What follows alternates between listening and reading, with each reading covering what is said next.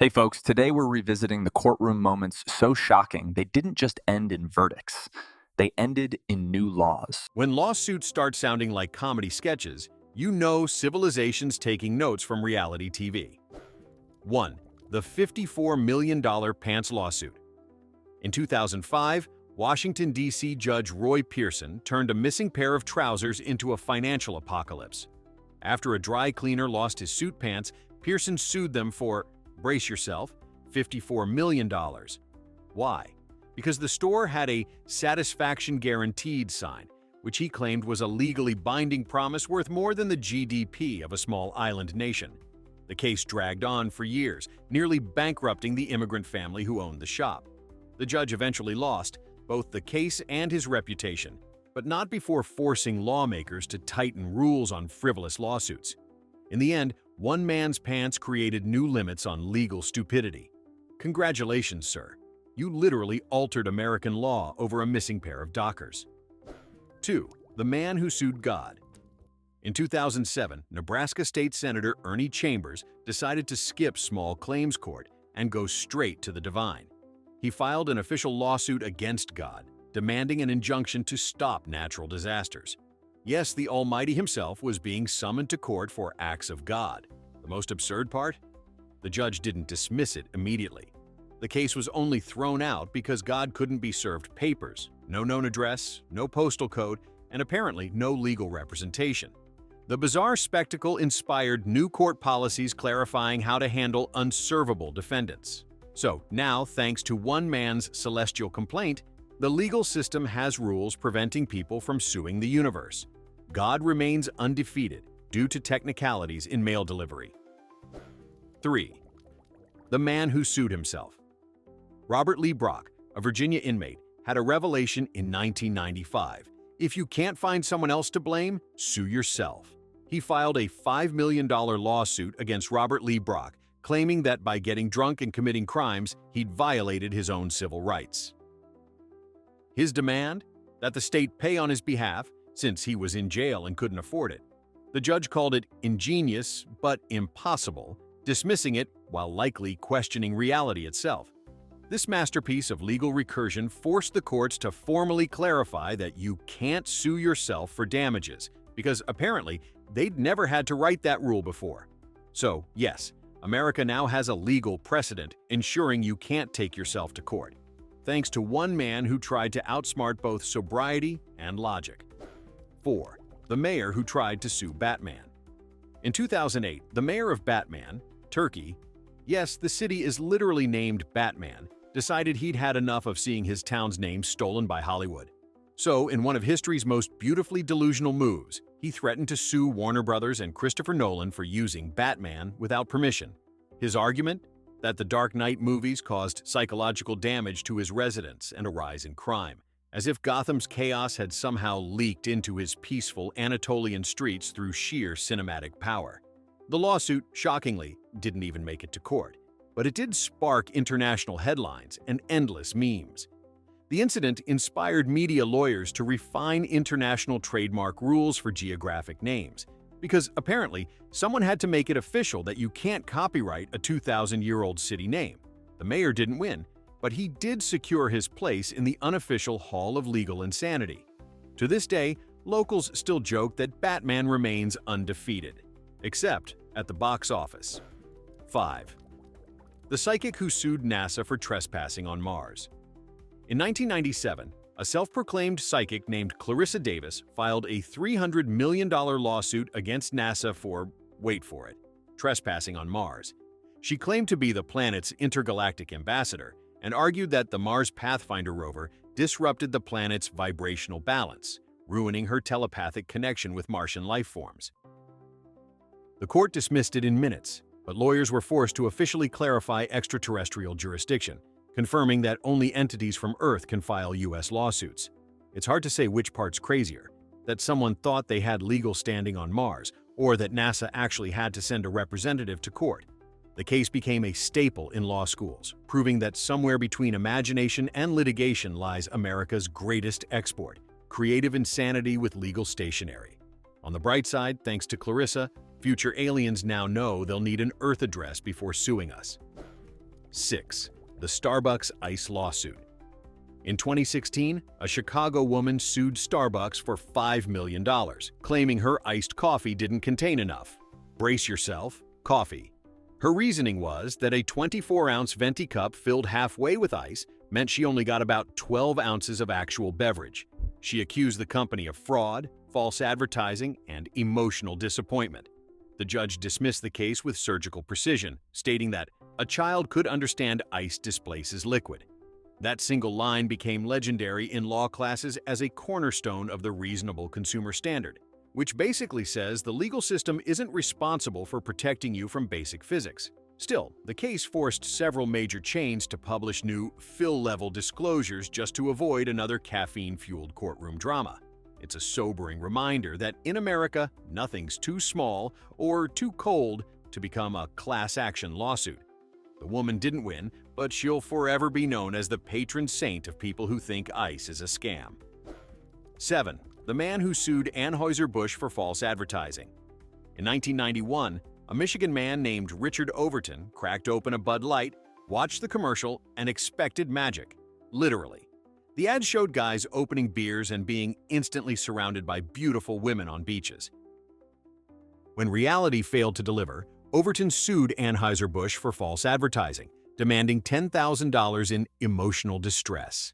He claimed the ads caused him mental injury, financial loss, and psychological damage because he didn't receive the fantasy life he'd been promised. The court, unsurprisingly, tossed it faster than an empty can at a frat party. But the fallout was real. Advertising lawyers began drafting tighter disclaimers, and the phrase dramatization, not actual results, became an industry standard. So next time you see a beer commercial with dolphins, fireworks, and spontaneous romance, thank Richard. He's the reason you know your six-pack won't summon supermodels, just regret and carbs. 8. The burglar who sued the homeowner. In what may be the most audacious lawsuit ever filed, a California burglar named Ricky Bodine fell through a skylight while robbing a high school in 1982, and then sued the school district for negligence. His argument? They hadn't properly secured the glass roof he was trying to break into. Even more unbelievable, he won a settlement of $260,000 plus lifetime disability payments. The public outrage was volcanic, leading California to pass new liability reform laws limiting lawsuits by criminals injured during illegal acts. The case became a cornerstone example in tort reform debates across the U.S., symbolizing everything wrong with the sue first, think later mindset. Ricky didn't just rob the school, he robbed common sense. His legacy lives on as a cautionary tale. In America, crime doesn't always pay, unless your lawyer's creative enough. 9. The burglar who sued the police dog. In 1996, a Florida man named Charles Oliver broke into a convenience store only to be caught by a police canine named Rex, a German shepherd with zero patience for burglars. Oliver suffered a few bites while being apprehended and later filed a $1.5 million lawsuit claiming excessive force. Against the police department? No. Against Rex, the dog himself. His lawyer argued that the animal acted outside the scope of police authority. The court dismissed it, clarifying that non-human officers are not subject to lawsuits.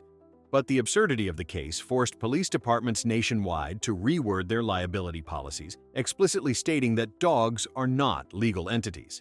It was the first and hopefully last time a courtroom had to entertain the idea of serving legal papers to a canine. Rex, for the record, retired a hero. Charles, however, learned that if you lose a fight to a dog, you probably shouldn't follow it up with a legal rematch. 10. The haunted house disclosure case. In 1991, a New York homeowner named Helen Ackley sold her Victorian mansion in Nyack, only to have the buyer back out after discovering it was famously haunted. Ghost tours had even included the house for years, but the seller failed to mention that to the buyer. When sued, the court ruled in favor of the buyer, declaring the home legally haunted. It became one of the strangest precedents in U.S. property law, forcing real estate agents to disclose psychological stigmas like hauntings or murders in certain states. The ruling turned the phrase "buyer beware" into "buyer, ask about ghosts." To this day, law students still study Stambovsky versus Ackley as the case that made the supernatural a matter of legal fact. Helen sold her spooky house later at a premium, to a movie producer, of course. Turns out, in America, even ghosts can raise property value. 11. The Pepsi Jet lawsuit. In the 1990s, Pepsi ran a tongue-in-cheek commercial promising rewards for collecting Pepsi points. A t-shirt cost 75 points, sunglasses 175, and, just for laughs, a Harrier jet for 7 million points.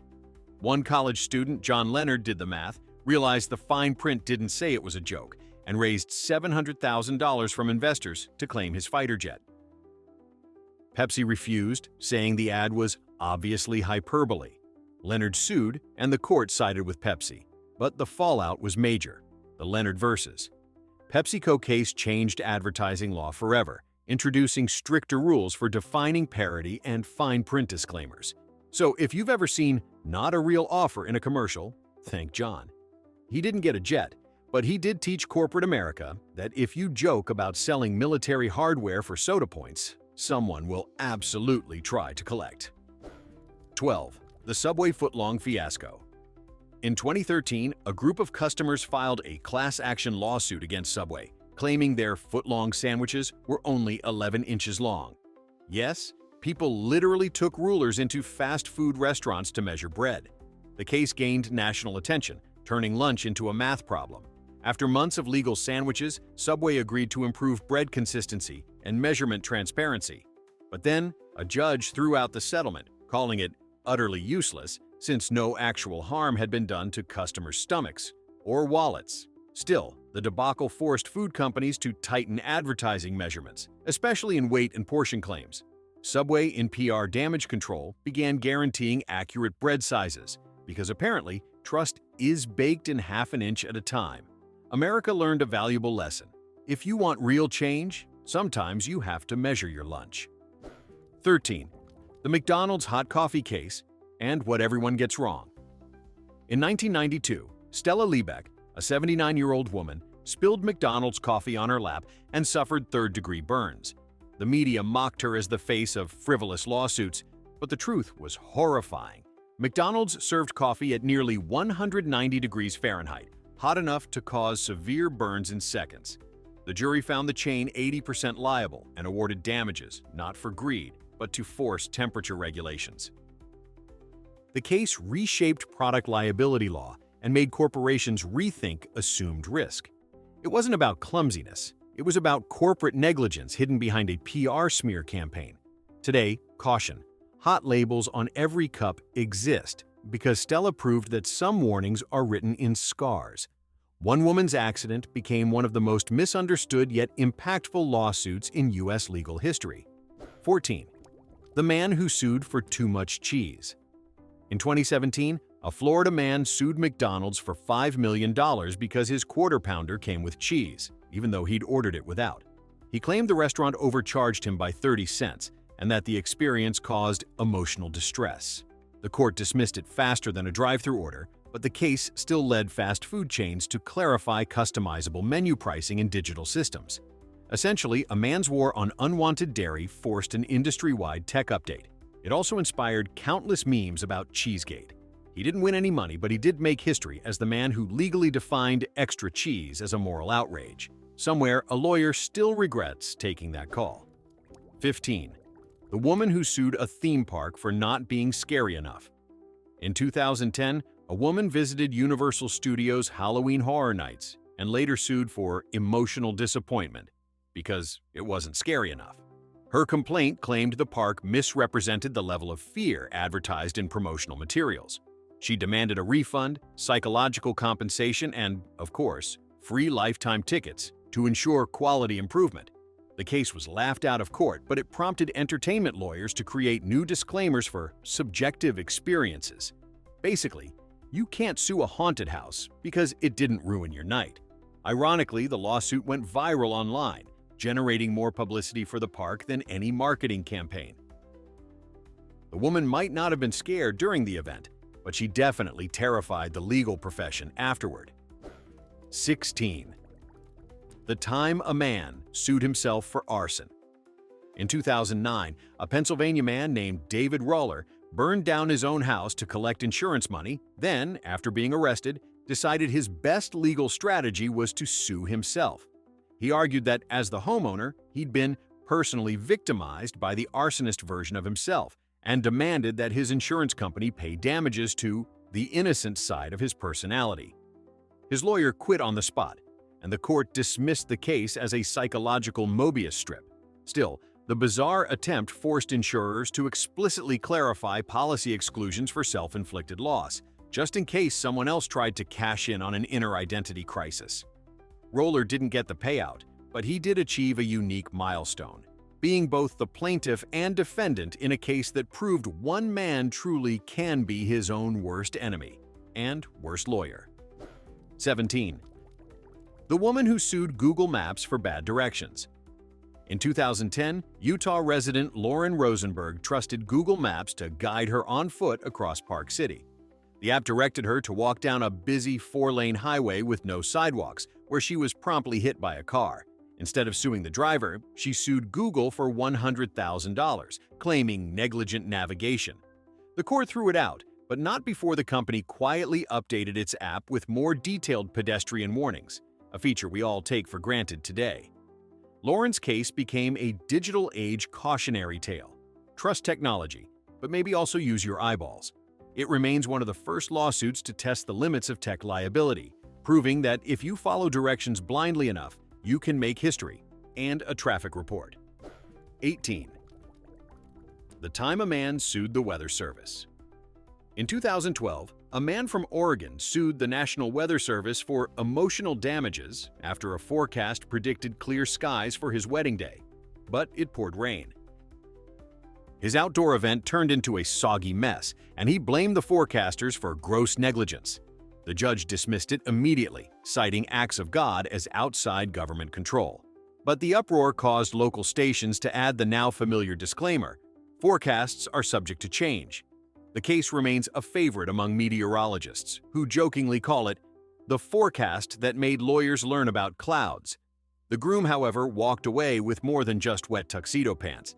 He earned eternal fame as the man who tried to hold Mother Nature in contempt of court. 19. The case of the exploding toilet seat. In 2014, a New York City man filed a $2 million lawsuit against a public restroom manufacturer after sitting on a pressurized automatic toilet seat that malfunctioned, literally blasting him into the air. The resulting injuries were real enough, but the court found no evidence of manufacturer negligence. The case still prompted new national safety standards for commercial toilet systems, because apparently someone had to legally confirm that the bathroom shouldn't double as a NASA launch pad. The man recovered, but his story went viral as Toiletgate, and manufacturers began quietly rebranding their pressurized seats. It's a rare case where justice didn't flush, but it did make public restrooms slightly safer for the rest of us. 20. The woman who sued over the crunch in Crunch Berries. In 2009, a California woman named Janine Sugawara filed a class-action lawsuit against Captain Crunch, claiming she was deceived into believing Crunch Berries were made of real fruit.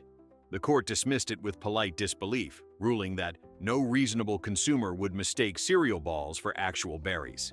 Still, the company was forced to tweak packaging to emphasize artificial flavoring. The lawsuit became legendary in marketing circles as an example of literalism gone wrong, joining a proud lineage of "but it said so on the box" cases. Janine didn't win any money, but she did make history as the woman who taught America that pirates cannot, in fact, farm berries. Somewhere, the captain raised a spoon in her honor, and probably laughed all the way to the cereal aisle. 21. The case of the exploding popcorn bag. In 2017, an Idaho man sued a movie theater after a bag of microwave popcorn exploded in his face, claiming it caused severe emotional distress and fear of snack foods. His complaint argued the theater should have posted warning labels about pressurized kernels. The judge dismissed it, noting that popcorn's nature is to pop. But the case still made national news and inspired concession companies to print "Caution hot steam" on packaging, just in case. The plaintiff became an online meme known as Popcorn Guy, achieving internet immortality, if not financial justice. He didn't win any damages, but his lawsuit ensured that every theater now warns customers about popcorn behaving like, well, popcorn. It's the most cinematic ending a snack could ask for. 22. The man who sued an airline for his own snoring in 2015. A passenger on a red-eye flight from Los Angeles to New York filed a lawsuit against the airline for emotional humiliation. His crime? Snoring too loudly. The man fell asleep mid-flight, snored like a freight train, and was woken up by passengers clapping when a flight attendant gently nudged him awake. Instead of apologizing, he sued for $500,000, claiming the airline failed to maintain an environment conducive to restful sleep. The judge, likely suppressing laughter, dismissed it immediately. But the case did spark one small change. Airlines began including sleeping comfort disclaimers in some long-haul cabin policies. The incident became a viral punchline in aviation law. Proof that in America, you can literally try to sue a company because your own body betrayed you. The man didn't win the case, but he did earn a nickname from flight crews everywhere: the Snore Plaintiff. 23.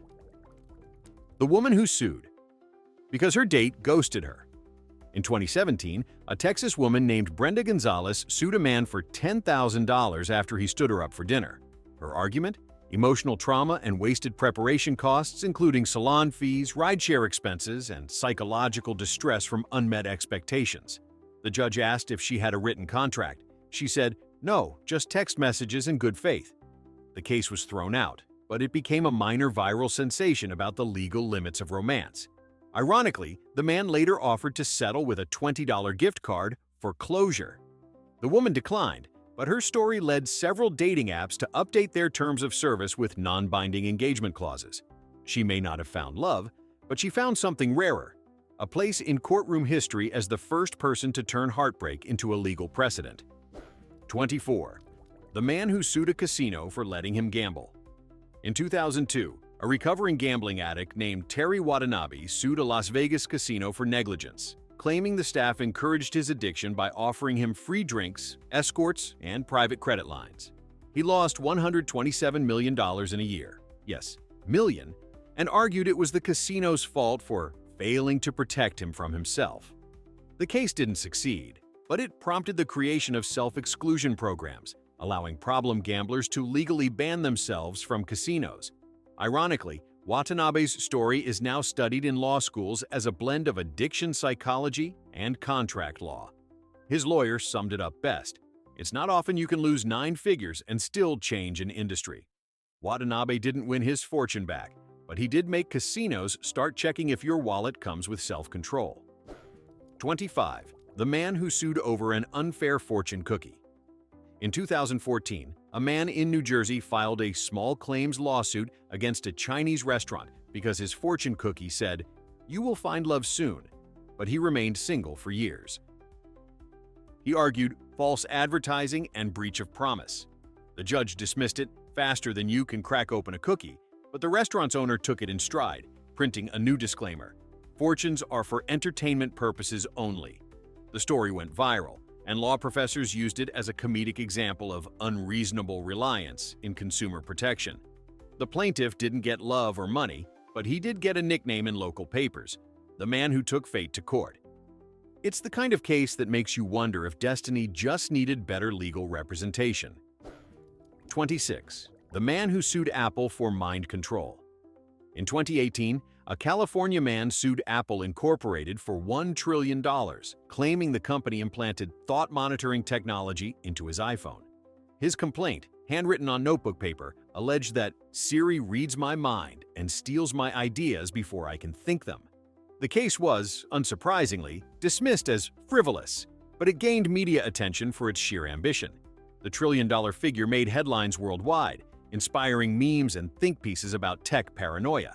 Ironically, the lawsuit did lead to an increase in public filings of digital privacy complaints, forcing courts to define the line between delusion and data rights. He didn't get his $1 trillion, but his story remains the gold standard of courtroom conspiracy. Proof that even the wildest ideas can reach a federal docket if you have a pen, paper, and no filter. 27.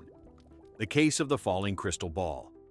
In 2013, a psychic in New Orleans sued a rival medium after a crystal ball fell off a display shelf during a tarot session, shattering her client's trust and the crystal. She claimed it was an act of metaphysical sabotage, accusing her rival of telekinetically pushing it. The court refused to hear arguments involving unverifiable paranormal interference, effectively setting a precedent that witchcraft isn't a provable tort. The case became local legend in Louisiana's French Quarter, and the judge reportedly ended the session saying, "Let the spirits settle this one." Afterward, the psychic community added new disclaimers to their services. Results in crystal stability not guaranteed. No money was awarded, but everyone agreed. It was one of the most beautifully weird lawsuits in American history. And there you have it. Proof that when it comes to the law, common sense often needs legal representation. From suing ghosts to blaming weather reports, humanity never stops finding new ways to turn nonsense into precedent. Which one do you think deserves its own courtroom movie? Drop your verdict below, because in the court of public opinion, everyone's a judge, and apparently a potential plaintiff.